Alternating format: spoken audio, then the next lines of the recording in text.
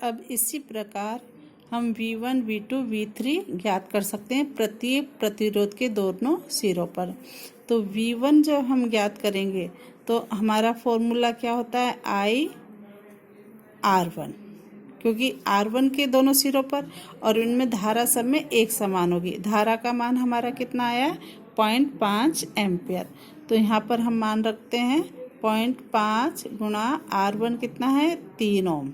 ठीक है, तो कितना हो गया, 1.5, कितना, 1.5। और विभवांतर है, विभवांतर का मात्रक क्या होता है, वोल्ट।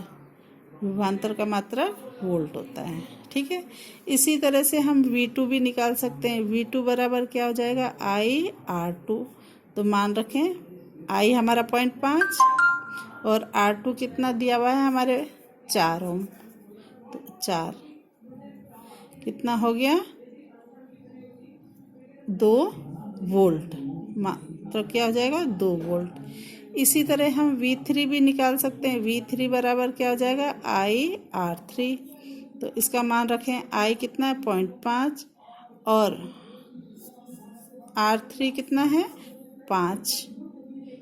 तो कितना हो गया, 2.5 वोल्ट।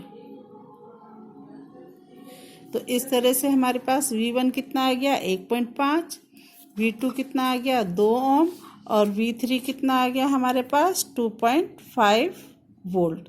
तो इस तरह से हमारे पास V1, V2, V3 हमने तीनों चीज़ ज्ञात कर ली और I भी ज्ञात कर लिया। तो इस तरह से हमारा श्रेणी क्रम में तो ये आंकिक प्रश्न था। इसी के बाद नेक्स्ट आपका किताब का जो एग्जाम्पल 5 आता है, 5 नंबर का है, वो देखिए। मैं आपको क्वेश्चन अभी बताती हूँ उसका। हाँ, देखिए ये क्वेश्चन, एक विद्युत परिपथ में 1 ओम, 2 ओम, 3 ओम के प्रतिरोध समांतर क्रम में जुड़े हुए हैं। अभी किस में, क्रम में, समांतर। तो इसका हम एक छोटा सा रफली डायग्राम बना सकते हैं। ठीक है, तो समांतर क्रम के लिए देखिए, ये हमारा एक रफली डायग्राम हो जाएगा और इसमें प्रतिरोध कितने हैं, 1, 2, 3, 1 ओम, 2 ओम और 3 ओम के प्रति, यानी R1 कितना हो गया हमारे पास, R1 बराबर 1 ओम, R2 बराबर 2 ओम और R3 बराबर 3 ओम हो गया। ये हमको दिया गया है और तीनों समांतर क्रम में जुड़े हुए हैं। प्रश्न देखिए, फिर से देखिए, एक विद्युत परिपथ में 1 ओम, 2 ओम और 3 ओम के प्रतिरोध समांतर क्रम में जुड़े हुए हैं। इस संयोजन को 6 वोल्ट की बैटरी से जोड़ा है। अब देखिए डायग्राम में कितने वोल्ट की बैटरी है हमारे पास, 6 वोल्ट की बैटरी, 6 वोल्ट की बैटरी है।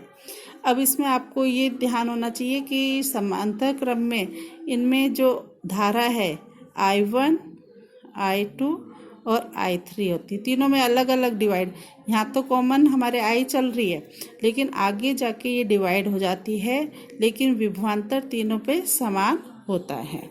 तो प्रश्न फिर से देखिए, संयोजन को 6 वोल्ट की बैटरी से जोड़ते हैं तो निम्नलिखित ज्ञात करो। हमें संयोजन का तुल्य प्रतिरोध ज्ञात करना है। ठीक है, क्या ज्ञात करना है, तुल्य प्रतिरोध, RP, पैरेलल के अंदर तुल्य प्रतिरोध, परिपथ में धारा, यानी हमें I ज्ञात करनी है। प्रत्येक प्रतिरोध में धारा, प्रत्येक प्रतिरोध में धारा, यानी I1, I2, I3 भी ज्ञात करना है। साथ में हमें क्या ज्ञात करना है, I1 भी, I2 भी ज्ञात करना है और I3 भी ज्ञात करना है। ठीक है, और लास्ट में हमें एक और दिया है, तुल्य प्रतिरोध ज्ञात करो। तो वो तो तुल्य प्रतिरोध हमारा पहले ही हो गया था। ठीक है, तो अब हम तीनों को सॉल्व करेंगे। हमें सबसे पहले हम RP निकालेंगे।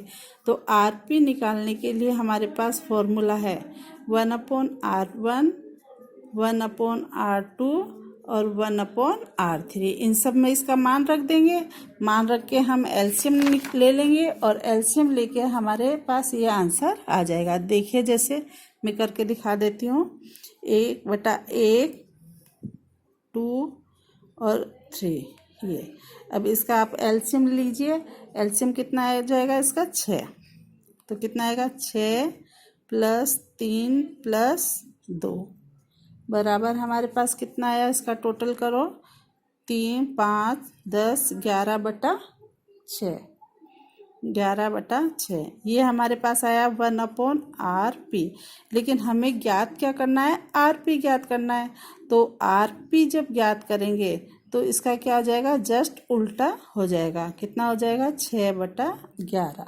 ये हमारा क्या आ जाएगा? RP आ जाएगा। यानी RP का मतलब समांतर क्रम में तुल्य प्रतिरोध ज्ञात कर लेंगे। अब उसके बाद I1, I2 और I3 हमें ज्ञात करने हैं। तो उसको ज्ञात करने के लिए देखिए, सबसे पहले हमें I ज्ञात करने का, जैसे ओम के नियम के अनुसार हम जानते हैं V बराबर क्या होता है? IR।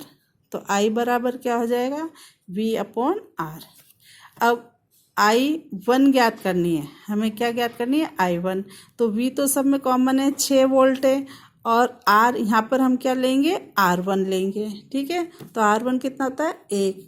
तो कितना आ गया हमारे पास? 6। ठीक है। इसी तरह हम I2 लेते हैं। I2 ज्ञात करने के लिए हमारा फॉर्मूला V/R2 हो जाएगा। तो V हमारा 6 और R2 कितना है दिया गया हमारे पास? 2 ओम। ठीक है। तो कितना हो जाएगा? 3 एम्पियर। धारा का मात्रक क्या होता है? एम्पियर। इसी तरह I3 ज्ञात करनी है। तो उसके लिए फॉर्मूला हमारे पास हो जाएगा V/R3। तो V हमारा 6 और R3 कितनी है? 3 ओम है। तो कितना आ गया? 2 एम्पियर। तो इस तरह I1, I2, I3 भी ज्ञात हो गया है। तो दोनों चीज़ हमारी, जैसा कि हमसे पूछा गया था, संयोजन में हमने तुल्य प्रतिरोध निकाल लिया। तुल्य प्रतिरोध हमारा कितना आया? 11/6 और फिर 6/11।